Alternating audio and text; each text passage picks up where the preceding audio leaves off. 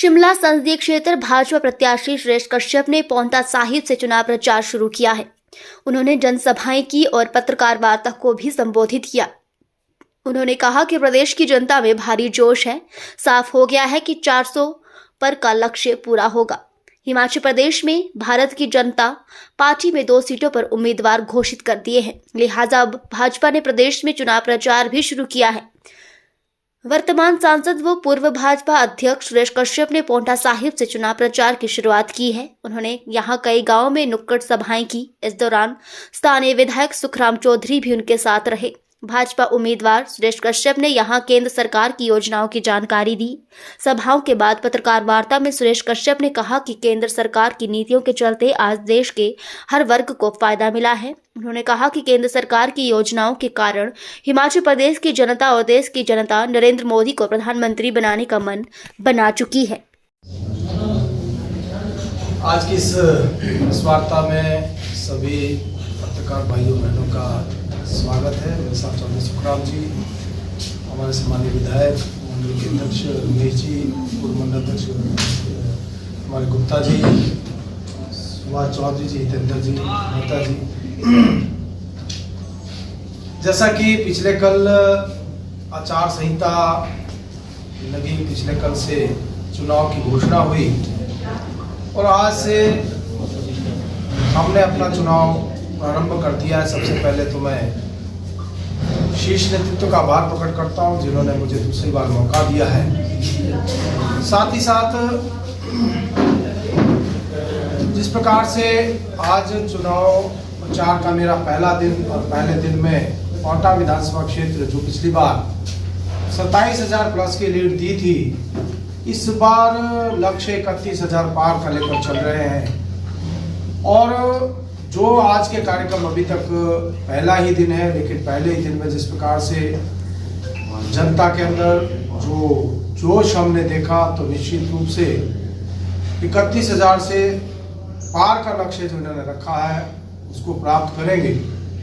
और इस बार एनडीए 400 पार, भाजपा 370 पार और फिर एक बार मोदी सरकार, इस नारे के साथ और इस लक्ष्य के साथ हम आगे बढ़ रहे हैं। और निश्चित रूप से जहां 400 पार देश में होगा, वहीं हिमाचल प्रदेश में 4/4 इसको हम प्राप्त करेंगे। पिछले 10 वर्ष का जो कार्यकाल रहा है माननीय मोदी जी के नेतृत्व में, ऐतिहासिक काम हुए, ऐसे काम जिनके बारे में कहा जाता था जो असंभव है।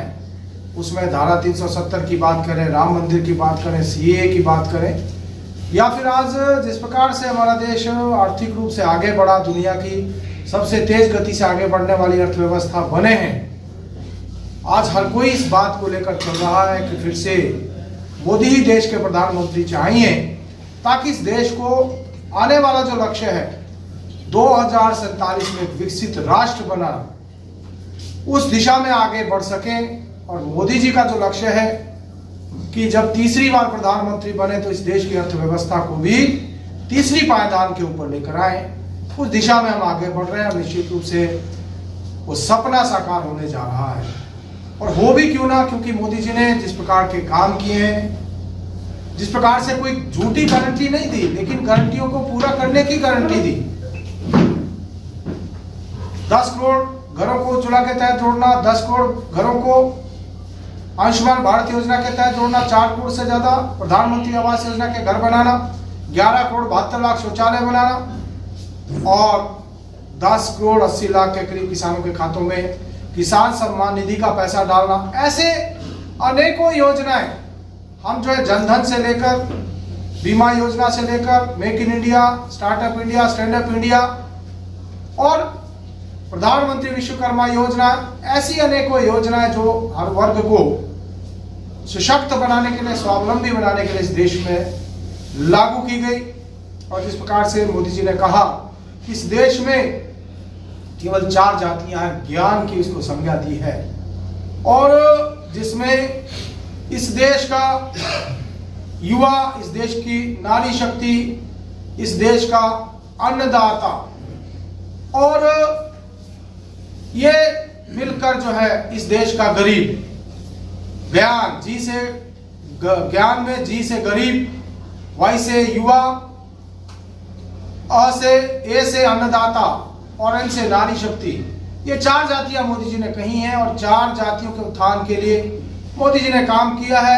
ये चारों ही जातियां आज मोदी जी के साथ खड़ी हैं और निश्चित रूप से 1 जून को जब 7वें दौर का मतदान पूरा होगा, 4 जून को जब नतीजे आएंगे, तो इस देश में 400 एनडीए की सीटें भी होंगी, 370 भाजपा की सीटें भी होंगी और एक बार फिर से मोदी देश के प्रधानमंत्री बनेंगे। बाकी मेरा, अगर मैं अपने कार्यकाल की बात करूं, 5 से ज्यादा गिनादियों में तो ट्राइबल, हमारा सबसे बड़ा मुद्दा तो जिला सिरमौर का यही था, राजगिरी का। ट्राइबल पर और सरकार कांग्रेस के लोग की अभी हुआ नहीं है। अब इससे ज्यादा जब उसकी नोटिफिकेशन भी होगी, राष्ट्रपति से असेंट होगी, उसके बाद उसमें कुछ बचा नहीं। कांग्रेस पार्टी ने रंगा हड़ा कर उसको लटकाने का काम किया है, लेकिन राष्ट्रपति के असेंट के बाद जब वो बिल बन गया तो मैं समझता हूँ उसमें किसी प्रकार की अब किंतु परंतु की गुंजाइश नहीं। कश्यप जी, जैसे ये हाथी वाले मुद्दे को लेकर ऐसी समाज में नाराजगी है, इसको कैसे निपटेंगे आप? देखिए, एसटी होने से, जहां तक एससी समाज की बात मैं कहना चाहूंगा, एससी समाज ने पहले ही कह दिया था कि हमको एसटी नहीं बनना है, और जो बिल पारित हुआ है, राष्ट्रपति ने जिसकी मंजूरी दी है, उसमें एससी को एक्सक्लूड किया गया है।